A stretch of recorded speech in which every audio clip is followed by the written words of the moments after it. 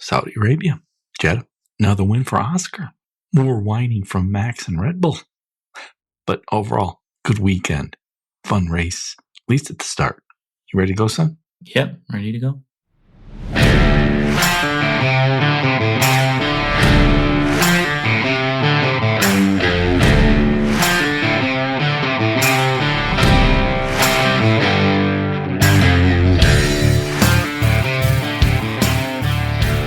Hello, welcome to Hard Compound, an American take on Formula One, with your hosts, Brian and Patrick. Just finished watching Saudi Arabian Grand Prix, final race of this triple header. Oscar Piastri now leading in the standings. I'm not sure he will give it up. I don't know. The way he's racing and in that car, not Max, not Lando. All right, Patrick, son, give me a recap of the Saudi Arabian Grand Prix. Yeah, well, seems like, as with most things in life, Formula One racing is mostly about the luck of the draw. And Oscar is winning out right now. We got Max and Red Bull winning whatever draw they're in, and every other driver in Red Bull Academy, wherever it is, not winning shit. And then, we've also got guys like Lewis Hamilton, Ferrari. They're not winning anything right now. I mean, he gambled, moved to Ferrari, and they don't look so good right now. We'll see how it keeps going. That's but rare miss by Lewis. Oof. I mean, they're raining cash on the man. I don't feel bad for him. Yeah. But overall, I mean, this weekend was fun, interesting. There was a lot of just interesting things that happened overall in terms of points movement, standings, what's going on. And then the race itself was very, very interesting. A lot of different things going on and different battles happening. And I mean, mentioning Ferrari and Lewis, they're still obviously a ways behind Mercedes right now, who's their sort of principal competition. But at least Leclerc looked much better than either of the Mercedes drivers this weekend. And a lot of that might be due to the nature of the Saudi circuit. But Ferrari seems to maybe be figuring it out a little bit. So I think that's one of the major takeaways from this weekend. So I think you might have a few hardcore Max fans who say, no. He did not deserve that 5-second penalty. I say he absolutely deserved it, Well, I mean, it was no question it was a penalty. I don't know what the hell people are talking about. Well, the question, I think there's two. Number one is because Christian Horner printed out images of Max being, I think he was ahead at the apex, I think. I'm not even sure what the images showed. Rushing to talk to the stewards. I think one big question is he just love bombing Max. He knows he's got a garbage car now and new rules next year, and they don't look like they're going to be competitive as of right now. Max could leave. I think he's just love bombing. But I think another question is, do Max and Horner think they found this loophole that they can get away with every time, which is if you just sort of lurch ahead right there at the apex, but even if there was no one there, you literally would have nowhere else to go. You're going off the track, but you can say, oh, no, see, we're ahead, so he has to give up that space.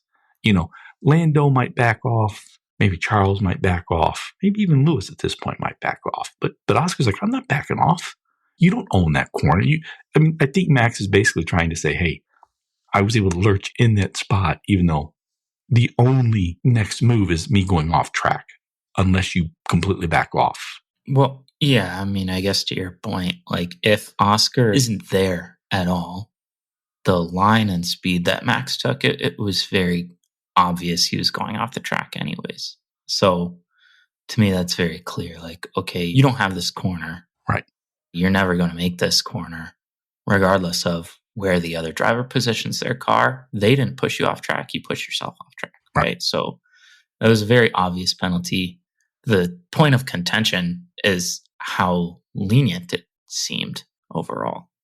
5 seconds is not really a whole lot in the grand scheme of things. And at the beginning of the race, like you get a 5-second penalty. So when everybody comes in to do their pit stops, you just have to wait 5 seconds extra. And now at this point, you're ahead. You're P1. You have clean air, everything to gain on track.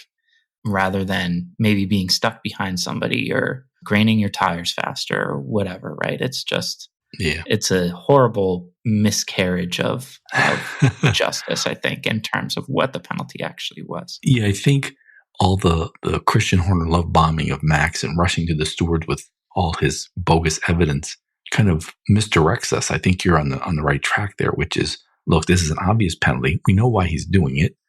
He had nowhere else to go other than off track. Had Oscar, even if Oscar didn't do anything, but I think you're right. And maybe McLaren should do this. Like, hey, we're going to own that corner, even if it puts us off track, because I think the stewards said something like, oh, it's first lap or first turn, only give him 5 seconds. Like, hey, that works out to our advantage. We'll stay ahead. Even if Max out qualifies us, we'll stay ahead. No dirty air, less tire degradation, as you said. We'll make that up easy. So we sit in the pit for 5 extra seconds. No big deal. I think you're right there. Yeah, I mean, it's been very clear, one, that Max and Red Bull are extreme competitors and will do anything to get ahead in any way, which I think is good. Everybody should do that. But it is kind of annoying when the people who are passing out judgments, I guess, are just accepting of that kind of bullshit, where it's like, look, everybody knows that this is ridiculous. Everybody knows that they've clearly done something wrong, gotten an advantage, so you need to figure out how to take that away. And they kind of didn't really. I mean, realistically, Max probably on the day should have been ending in P3 or P4. Maybe Charles and Lando could have caught up to him, passed him. But because they were so lenient, they just kind of let them off the hook. Yeah, I don't remember the exact time, but he was about just 2-3 seconds behind. I mean, it was a good gamble for him with just a 5-second penalty. So another question. I mean, that's another win for Oscar. He looked good all weekend. Lando looked okay, but not great. I mean, does McLaren have a number one driver, and is it Oscar Piastri? I mean, right now it's clear that Oscar is driving more consistently and more comfortably, and I think it should be clear that Oscar is the guy at McLaren, and I think he's had kind of the capability and the talent and speed to rival Lando, and now he's sort of figured out, like, okay, I'm in this from the start, and I think his demeanor and focus is maybe just better or more consistent, or maybe it just is the way that he is and operates as a driver is better for winning than however Lando is reacting to these things, because he seems to sort of melt a little bit under the pressure, under the spotlight, and Oscar seems to stay kind of cool and calm and isn't going to let Max push him around or anybody push him around. And well, I asked because I think this was the race to see that. I mean, Max had an amazing qualifying. He took it to Oscar right at lap 1, turn 1. Oscar, there was no backing down, and Oscar went on to win that race. Yes, he's in a better car, but I'm not sure if the roles were reversed and that was Lando, maybe Max wins that one. So I think Zach Brown was always saying, no, we don't have a number one driver. But, wink, wink, it's Lando. Now I think he's going to be saying, we don't have a number one driver, but wink, wink, it's Oscar. So I think this season's going to come down to Oscar and Max more so than Oscar and Lando and Max. So we'll see. Another question. The team I thought was going to likely win, the constructors, Ferrari, they don't look great. I mean, they look good, but not great. And they don't have Max. They don't have that McLaren. Mercedes is ascendant. Was Lewis Hamilton a bad hire? Yeah, I don't know. I mean, I think for Ferrari, he's still kind of doing his thing. On the track is maybe a little bit concerning. I don't think he's been as consistent as Leclerc has been, but I don't think he's that far away from him necessarily. I just think the team is not, and the car is not prepared the way the other, at least the top two teams, McLaren and Mercedes, are. And I mean, Max is Max, so he's basically beating Ferrari by himself. That shouldn't happen. I think that Hamilton will continue to grow into it and be good or consistently beating one or both of the Mercedes at some point, hopefully soon. I don't think that he was necessarily a bad hire because I don't think that 100% of the reason that they brought him in was for his on-track capability. Fair enough. I mean, it's the brand, the Lewis Hamilton brand, Nonetheless, the car has some issues that they're still working on. Next year, it's a whole new set of regulations. We haven't heard anything necessarily great or terrible from Ferrari. Lewis Hamilton does not have a reputation as the driver who's really going to give you all the best feedback. Okay. Carlos Sainz kind of had a bit of that reputation. I mean, Volz, the team principal at Williams, talks about that all the time. So I'm like, I don't know. Is he helping them? And then the second part, though, is I don't have the quotes handy, but Lewis said a lot of stuff like, I still haven't figured out the car. Miami's in 2 weeks. Folks saying, do you think you have it figured out by then? He's like, I'm not so sure. I mean, we'll see. And then team principal Fred Vasseur said something I just thought was outrageous.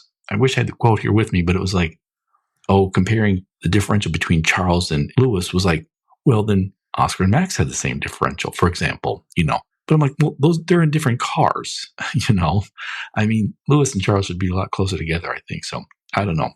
Although, speaking of Charles, I mean, I was glad to see he got the podium. First one this year, that's tough. I think I've said this before, but I wonder, will Charles Leclerc be the greatest driver in F1 history to never win anything? Not a driver's championship, not a team championship. Well, that would be tough if he never won a championship with a constructor, because I kind of assume that he'll be with Ferrari forever, maybe, for his whole career. And if they don't win during the time that he's there, I think that maybe reflects more on Ferrari than it does on Leclerc. He's a great driver, but I mean, he's been there for years. I think his contract might even be up next year. I'm not sure. But my goodness, that's, he's a great driver. He's with Ferrari. He's now got as many, I think, podiums as Alonso at Ferrari, and points. And, but damn, that's tough. On the opposite side, we've got Lance Stroll, daddy driver extraordinaire. I saw that he has the most Q1 eliminations in F1 history, which I thought was not ironic at all. That's kind of insane. Well, I don't think it's that insane because we've seen him eliminated from Q1 constantly. Right. And he's been driving in F1 for seems like a decade time now. Yeah. Probably not that long, but it seems like a decade.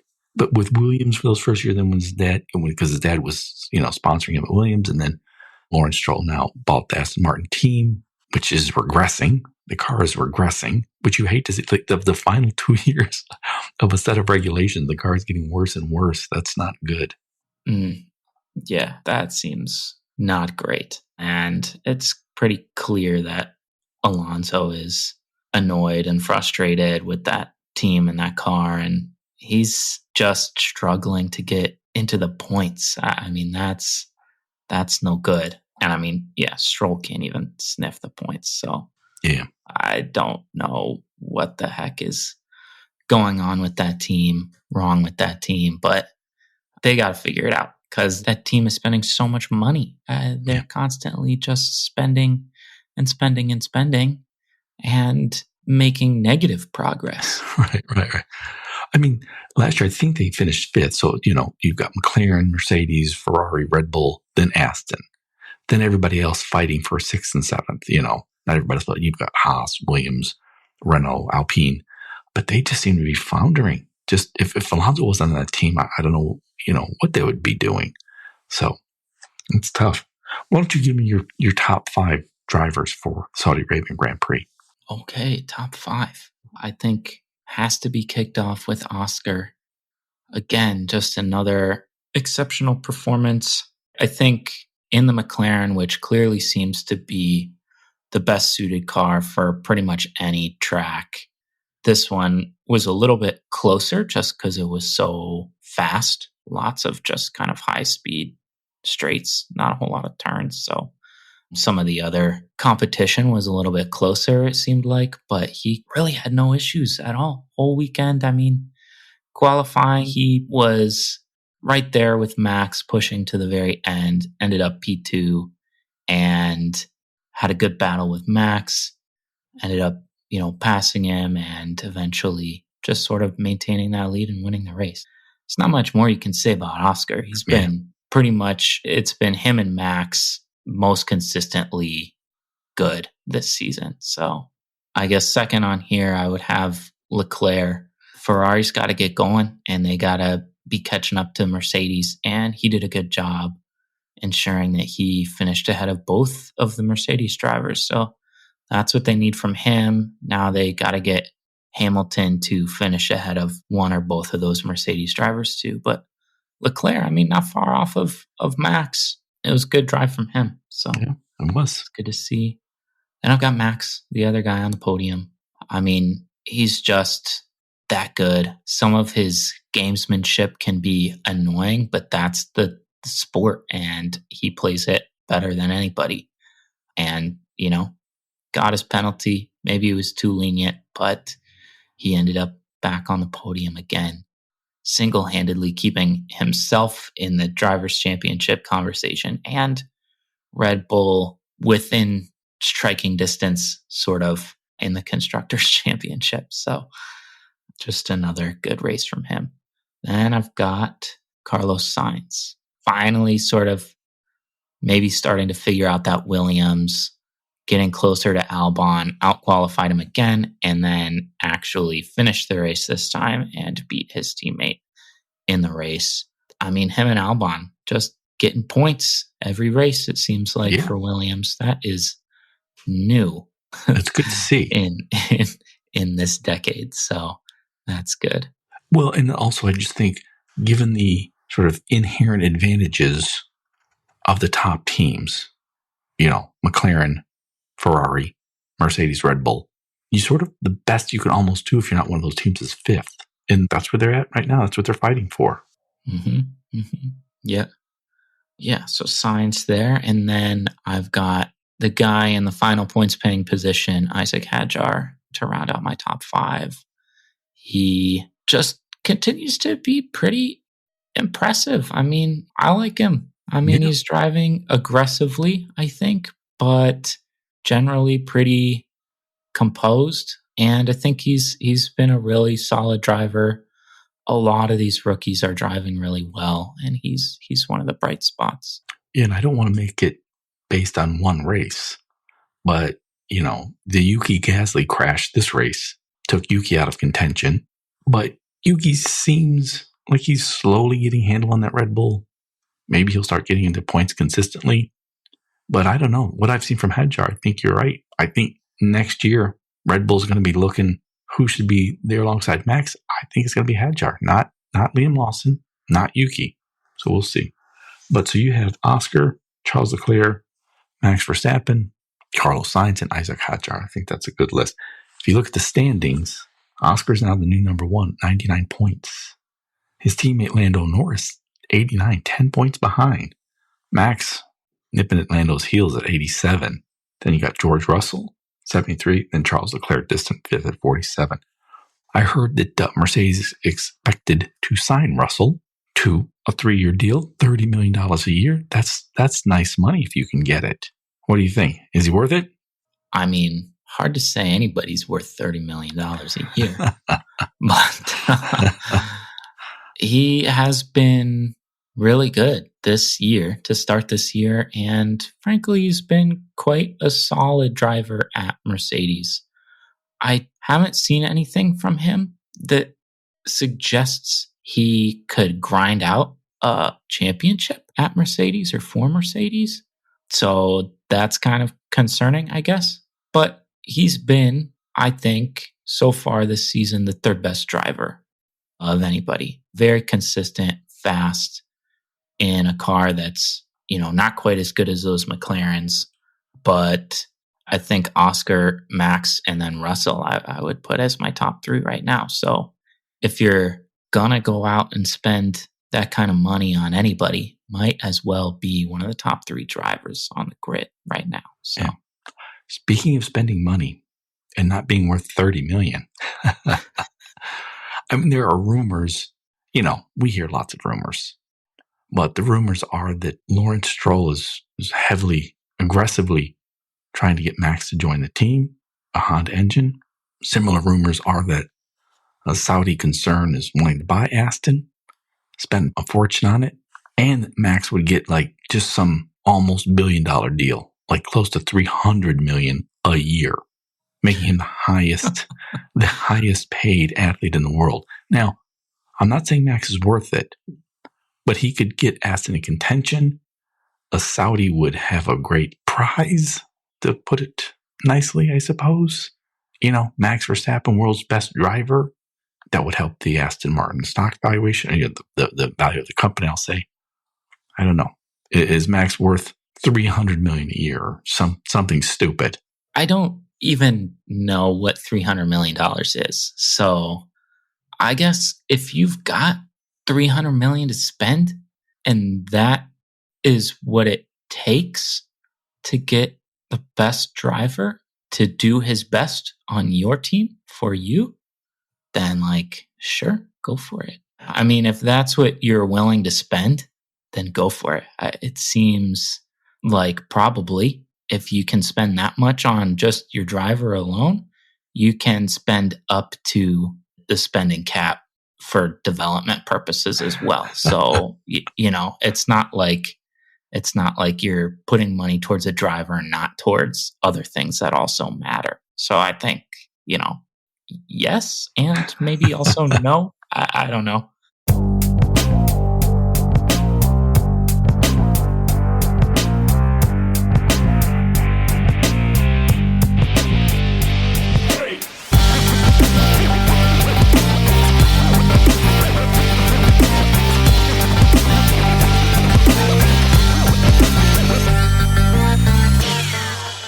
All right, switching to the soft compound. Speaking of Honda, Aston, there were rumors floated about that maybe F1 would reconsider going back to the V10, abandoning hybrid. I think a few diehards put that out there just to sort of relive the glory days. It was never, ever, ever going to happen. Cadillac is joining next year. Audi takes over for Sauber next year. We've got Ford now with Red Bull. I mean, these teams are investing billions. I mean, I'm not even sure what we even discuss here. Was this ever a possibility? It just was never a possibility, right?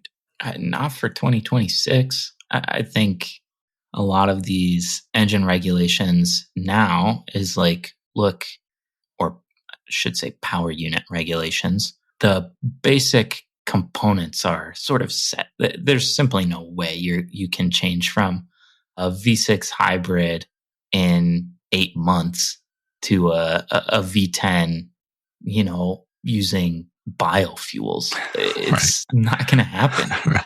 Maybe in 2030, they could discuss for those, but which might make sense. I don't know. It depends on where the sport kind of goes and how, I want to say, the broader auto market goes, but I don't really see anything larger than the V6 that's currently in these hybrids coming back to F1. As much as, people who love the glory days and those great sounds coming from, the Renault V12s and the Ferrari great sounds. V10s. Yeah, you're right. The great sounds. There were smaller cars back then, and look, there was more passing, and it's look, these are the cars. I just think this was always a pipe dream. Although, speaking of new teams, Cadillac, still no word on who their drivers will be. Do you have any thoughts on who you think their drivers will be next year? I mean, I keep seeing things that are saying it's looking more and more unlikely that an American will drive for that team, which I find annoying. But it kind of sounds to me like the most likely candidates are guys like young American IndyCar driver Colton Herta, who I think would be great to have in Formula One next year. I think that would be really, really cool to see him. So I'm hoping for that. I also think, let me just interject, Indy is finally getting their act together slowly. They're more heavily marketing the sport. They've got a good deal with Fox, which does a great job on racing. I just think Cadillac poaching Colton Herta would kind of be F1 sort of trying to kneecap Indy, which I think in a broader competitive sense is something they should do. Yeah, I mean, maybe to some extent. I think Indy is kind of making a push this year, and I think it seems like it's becoming kind of a larger or gaining a larger audience. I'm not sure if F1 will try to do that. I know that obviously guys and teams like McLaren and Zach Brown have an Indy team and probably don't want to kind of have a major crossover between F1 and or interference between F1 and Indy. So it'll be interesting to see what happens. I would like it if Colton Herta got an opportunity in F1 next year, though. That said, a number 2 driver, kind of to many people's point, it would make sense to have an F1 seasoned veteran, guy who's reliable, capable. So I think there's been 3 obvious drivers put out there, and that's Bottas, Ricciardo, and Sergio Perez. So honestly, I think of those 3, Perez probably is the one that would be most ideal for Cadillac, I think. He's well known in the U.S. and in Mexico. Mm-hmm. But I'm not like a Bottas fan, but Bottas is still in the sport. I think he's what, reserved for Mercedes? Back to Mercedes, right? Yeah. Mm-hmm. Ricardo's just been out for so long. You know, sport kind of passes you by, I think. And Perez, I would take him over any of those, Bottas or Ricciardo, but I don't know. He might have lost a bit. You know, Bottas is still there. Yeah, I mean, that's fair. And maybe Bottas would be better suited to kind of, I don't want to necessarily say help out, a potential F1 rookie driver, but could kind of give them some guidance as to, the sport and how it functions and how it might be different from, say, Indy or whatever previous racing series they were in. So.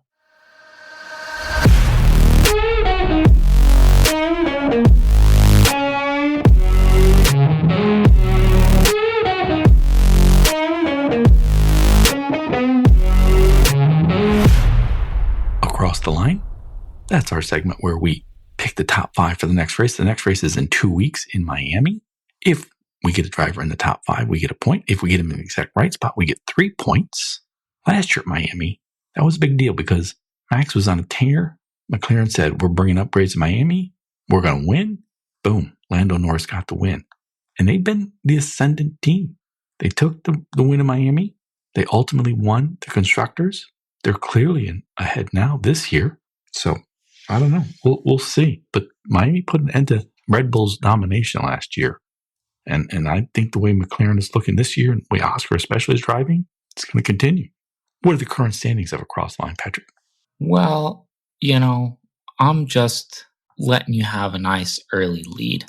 So maybe, I'm bringing upgrades to Miami, and we'll see. We'll see what happens.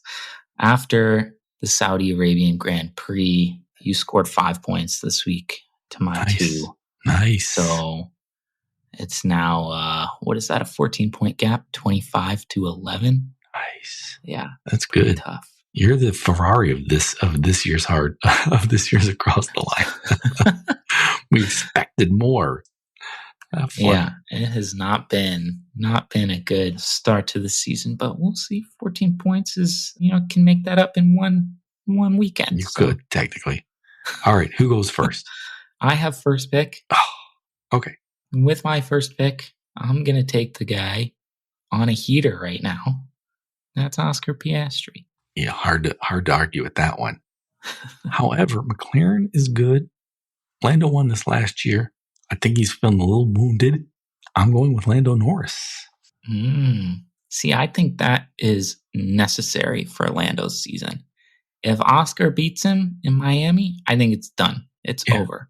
Piastri wins McLaren. So if Max doesn't beat McLaren, then then Oscar wins the driver championship. That's how it's going to go, I think. Yeah. All right, so after Lando, I'm going with, speaking of, I'm not taking Max. I'm going with Charles Leclerc. He's been hot. Ooh, on the rise. Yes. On the rise. Well, then, I guess I will take Max. Yes, I will take Max. He's just good. He is. Then I will take the guy who has consistently gotten on the podium in the top 5 this season. I'll take George Russell. Oh, darn. I was hoping to get George. All right, I'm going to take Charles's teammate, Lewis Hamilton. Nice. Double podium for Ferrari? Yes, wow. Because Ferrari's wounded, just like Lando. So we'll see. But in 4th, I'm taking George's teammate, the young rookie looking really good, Kim Antonelli. Nice. Well, this is interesting. I am going to take Yuki. I think he's going to figure out that Red Bull, and he's going to put it right up into the top 5.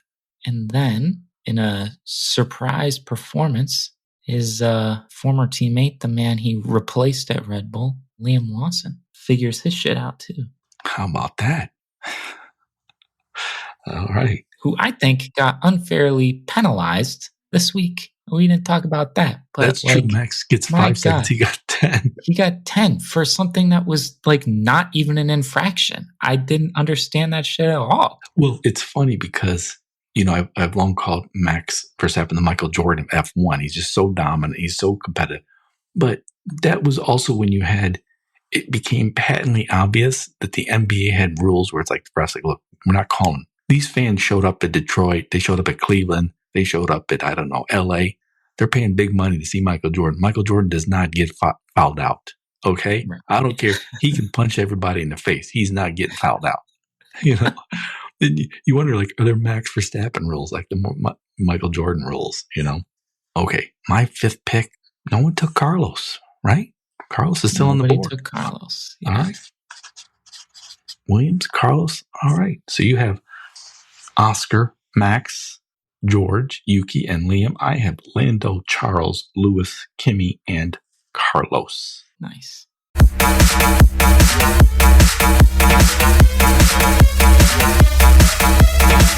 Any crazy predictions, Patrick? My crazy prediction is only partially related to Formula One because I saw some photo that I think it was like George and Lando and Carlos, and I don't remember exactly who it was. Maybe Alex Albon. We're all playing some game called Paddle together. Paddle is kind of like racquetball / pickleball. Okay. Kind of deal. All right. And apparently they're into it. This is a whole thing that they, they play all the time.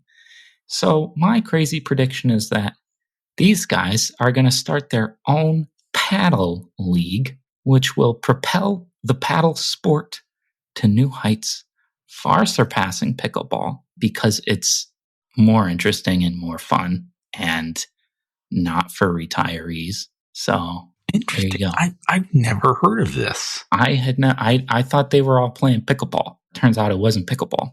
Huh. Which good, because if you're not over the age of 65, stop fucking playing pickleball. It's embarrassing. You're embarrassing yourself. Okay. I think every place it seems like it's going. Pickleball is everywhere now. It's. I don't know. Right. I think it gets overtaken by whatever this paddle game is that these guys are playing. Okay. All right. Mine is there was yet another incident during Martin Brundle's grid walk, which I love because they're both completely earnest and cringy, and which I think that juxtaposition is just so needed in society. But somebody sort of like had his I don't know, his bodyguards or whomever, his people speaking and not letting, and so he refused to talk to Martin. I think it was Usher, who I've heard of him. I could not tell you anything he's ever done. But Super Bowl halftime show. I don't know which one. Really? But, wow. Yeah. So look, if you're on the grid, Martin owns the grid. Martin owns the grid. If you're on the grid, you talk to Martin. If he asks you a question, you talk to him. All right. Here's my prediction. It will happen this year. He's going to get into a scuffle.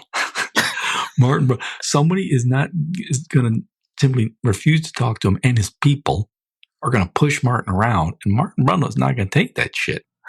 So that's my crazy prediction. All right. Before we finish, I want to thank the makers. So I received this lovely board game. It's called La Corsa, which I guess is Italian for the race. It's like an F1 kind of board game. And I don't know, maybe people play board games or maybe they don't, but it's just so well designed. I just really like the look of it. So I'm basing it, even if you don't play board games, I just really like the look of La Corsa. So anyway, that's my little unpaid promotion. All right. I want to thank you all for listening to everybody's most beloved father and son F1 podcast. It is much appreciated, and we are lights out. See ya. Thanks for listening.